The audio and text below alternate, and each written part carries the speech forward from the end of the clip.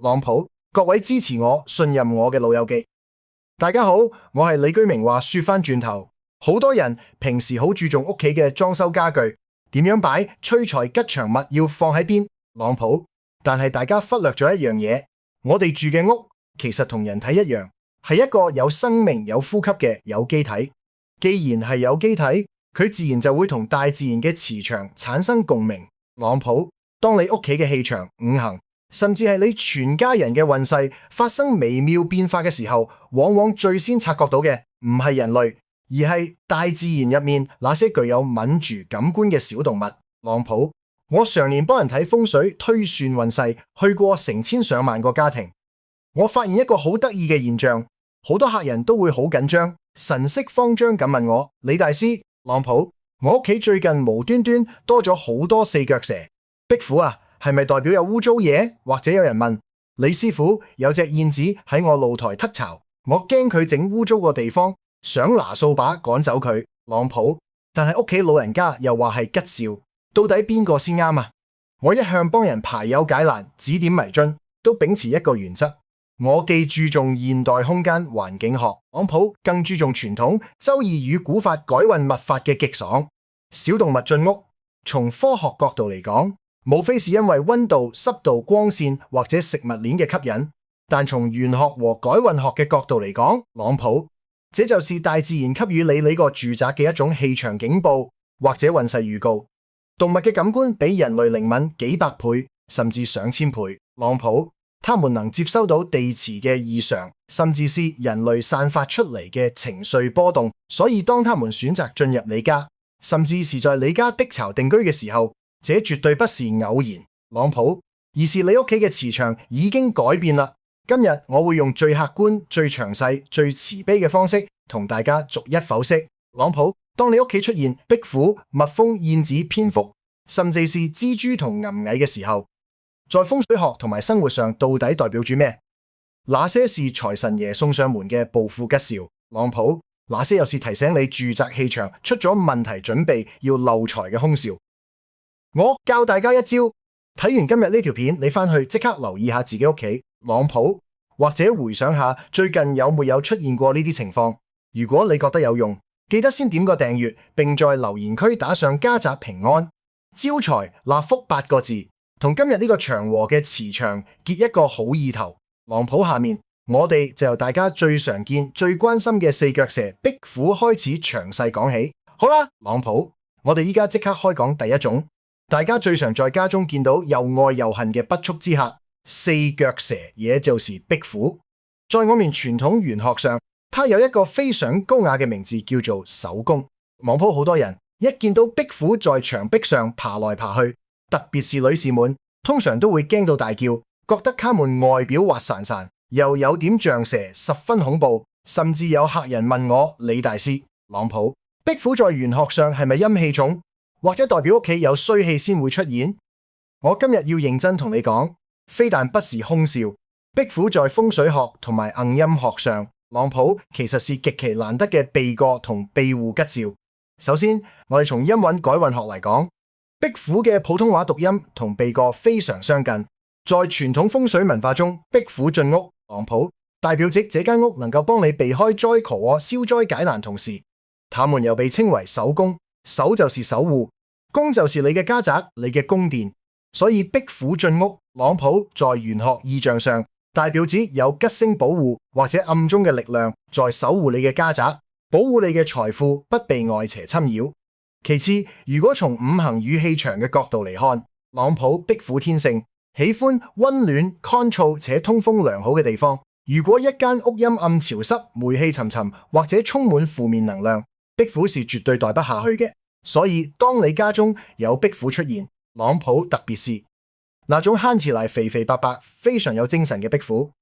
這反而在證明你屋企目前嘅陽氣充足、氣場穩定，是一個適合居住、能聚財氣嘅生旺之地。更重要嘅是，朗普有時候到了夜深人靜嘅時候，你會聽到壁虎發出唧唧唧唧嘅叫聲。很多客人以為這是噪音，覺得煩，但我告訴你，在風水秘傳中，這叫做守宮鳴金，金就是財。朗普壁虎叫代表他們在主動吹動你家中嘅磁場，將沉悶嘅氣場打散。這通常預示着你和家人近期在事業上會迎來新嘅轉機，或者會有一筆意料之外嘅偏財運降臨。朗普，如果我微劇狂環境科學嚟分析，壁虎是著名嘅益蟲，它們每天在牆壁、天花板遊走，主要嘅食物是蚊、飛蛾，甚至是以破壞家具著稱嘅白蟻。朗普，從環保同衛生嘅角度嚟看，他們是你家中嘅免費天然滅蟲專家。所以我李居明在這一路鄭重提醒大家，下一次如果你在屋企見到壁虎，朗普千萬不要拿拖鞋去打扁它，也不要用化學藥劑去毒殺它，這不會破壞你備課嘅好寓意，更是殺害你家中嘅保護傘。如果你真嘅害怕，朗普可以用一個空塑料瓶或者紙盒輕輕地將它罩住，然後慢慢移到露台或者室外的草葺中放生。這在玄學上叫做送佛留福，既尊重你生命，又保留了家宅嘅福氣。朗普講完壁虎，我哋嚟講個在風水學上引起極大爭議，甚至帶有一定危險性嘅異象，就是有蜜蜂或者黃蜂在你家嘅屋檐、露台，甚至窗台外築巢。朗普，我相信好多朋友遇到呢個情況，第一反應都係驚慌失措，蜂巢會唔會被咬傷？然後立刻就想打電話報警，或者找滅蟲公司來將他們徹底消滅。特朗普在處理之前，我們先從風水和運氣學嚟剖析。在中國傳統玄學中，有一句非常著名嘅斷語，叫做風來築巢，家道中興，財源廣進。點解會咁樣說？首先，朗普在粵語同埋命理學中，風字與豐字同音，代表住豐收、豐厚同埋豐衣足食。蜜蜂是一種極其勤勞、講究紀律且群居生存嘅昆蟲，它們每日不辭勞苦地採蜜。朗普在風水意象上，這就是辛勤致富積小成、多財富日漸豐盈嘅最佳象徵，是家庭富裕嘅兆頭。更深一層嘅風水原理是蜜蜂對環境嘅挑選是非常苛刻嘅。朗普，它們只會選擇在風向穩定、日照充足、乾燥通風，且周圍磁場極其祥和嘅地方築巢。如果一間屋嘅主人經常吵架、磁場暴躁或者屋內充滿煞氣，朗普敏感嘅蜜蜂是絕對不會在那裡落腳嘅。所以蜜蜂來你家築巢，在玄學上是最高級別嘅陽氣旺盛、地靈人傑嘅認證。這通常預示着這家人在未來的1到2年內，朗普事業會蒸蒸日上，家庭成員關係融洽，家運正在走上坡路。但是我李居明講嘢一向最講求實際，最講求理性與安全。風水理論雖然美好，朗普，但我們必須要區分進入你家嘅到底是溫和嘅蜜蜂，還是具有強烈攻擊性，甚至密碼中帶殺氣嘅黃蜂或虎頭蜂。朗普，如果塞在露台或者屋檐下築巢的是普通蜜蜂，體型較小、毛茸茸、性格溫和，且它們築巢嘅位置不影響你們家人嘅日常活動，我建議你順其自然，和平共處。朗普，因為它們不得會主動攻擊人，還會源源不斷地為你家吸納周邊嘅吉氣。但是朗普如果是體型較大、身體光滑、顏色鮮豔且性格極其暴躁嘅黃蜂、馬蜂甚至虎頭蜂，它們築巢嘅位置正好在裡面每天出入嘅大門口或者露台。朗普，我今日鄭重提醒你，千萬不要為了追求所謂嘅風水好運而強行，留下他們命都冇，仲講乜風水？黃蜂具有極強嘅領地意識，朗普，一旦家人或者小朋友不小心驚動了他們，引來群蜂圍攻，後果不堪設想。在這種情況下，科學與安全必須放在第一位。朗普，你應該立刻聯絡專業嘅消防部門或者滅蟲公司，採取安全人道嘅方式將蜂巢移除。移除之後，你也不用擔心會破壞風水。朗普，因為你主動消除咗屋企嘅安全隱患。這在風水上同樣屬於去除刑煞、保家宅平安嘅主動佈局，安全了，人心安穩了，財運自然一樣會好。接下來，朗普，我們要講兩個在傳統民俗和風水學中被視為頂級吉兆嘅異象，那就是燕子或者雀鳥在屋檐築巢，以及非常罕見但極具招福力量嘅蝙蝠飛進屋來。朗普，我們先來說說。燕子在中國民間有一句流傳了幾百年嘅古話，叫做燕子不進惡人家。這句話雖然聽起來有些迷信，朗普，但如果我們用環境學和動物行為學嚟解釋，它是完全站得住腳嘅。燕子是一種非常聰明且具有極強感應能力嘅候鳥，它們築巢繁殖後代。朗普最核心嘅訴求就是安全安穩。燕子在選擇築巢位置時會進行極其嚴格嘅考量。第一，指家人嘅地基要穩固，不能有微小的震動。第二，朗普，這家人嘅家庭氣場必須和睦。如果一間屋子裏天天有人在大聲吵架、摔東西，或者有小孩子天天哭鬧、拍打牆壁，燕子敏讀嘅聽覺會感到極度不安。朗普，他們是絕對唔會選擇在這度築巢嘅。所以燕子或者其他溫和嘅雀鳥，如喜或斑鳩，選擇在你家嘅騎樓露台或者窗台築巢。朗普，這在風水上是百年難得嘅紫氣東來、喜氣臨門之兆。這代表住你家嘅住宅磁場非常祥和、安全且富有生機。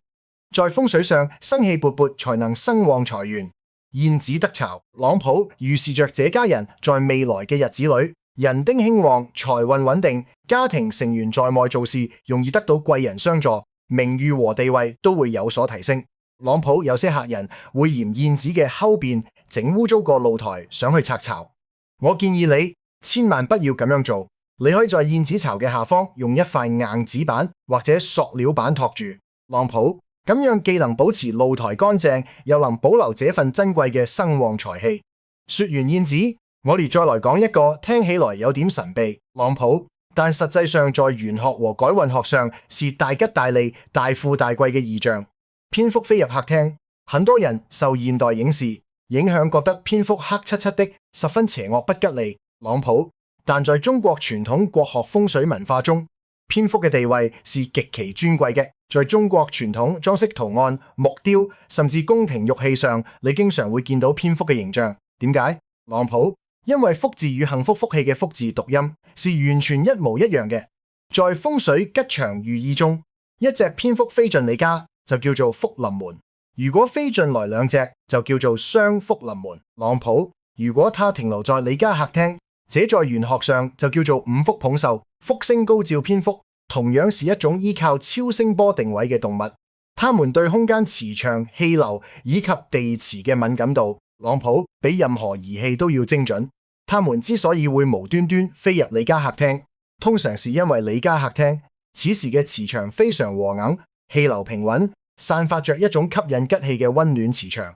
所以朗普，下一次如果有蝙蝠飛入客廳，千萬不要驚慌，更不要拿棍棒去打它。你可以把客廳嘅大燈關掉，打開一盞微弱嘅壁燈，然後將通往室外嘅窗戶全部打開。朗普，讓它順着自然光線和氣流自己飛出去，這就叫做引福入室，福澤萬象。好啦，講完了前面幾種代表福氣、財運同埋避過嘅吉兆異象，現在朗普，我李居明要神情嚴肅地同大家講講，哪些動物進屋或異象在風水和環境學上是提醒你屋企正在走下坡路，或者準備要大筆漏財嘅凶兆警報。朗普，這其中最常見嘅兩樣就是蜘蛛在屋內結網，以及大量銀蟻搬家無端端進屋。我便先來述說蜘蛛結網。在很多人嘅觀念中，看到蜘蛛網覺得很正常，朗普，大掃除掃掉不就行啦？但在風水學中，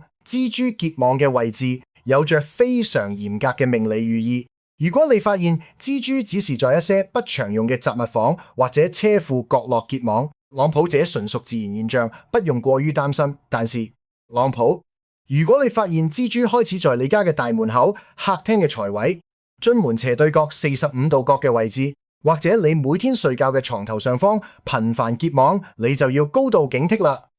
在風水異象上，朗普蜘蛛網就像是一張困住財富網住霉運嘅網，大門口結網代表住你家嘅財路被堵，貴人進不來；財位結網代表住你嘅財氣被網住，資金周轉不靈，朗普容易陷入債務糾紛，甚至俾人騙錢；而床頭結網則代表住你和伴侶私領混亂，容易招惹爛桃花小人，且身體健康特別容易出現毛病。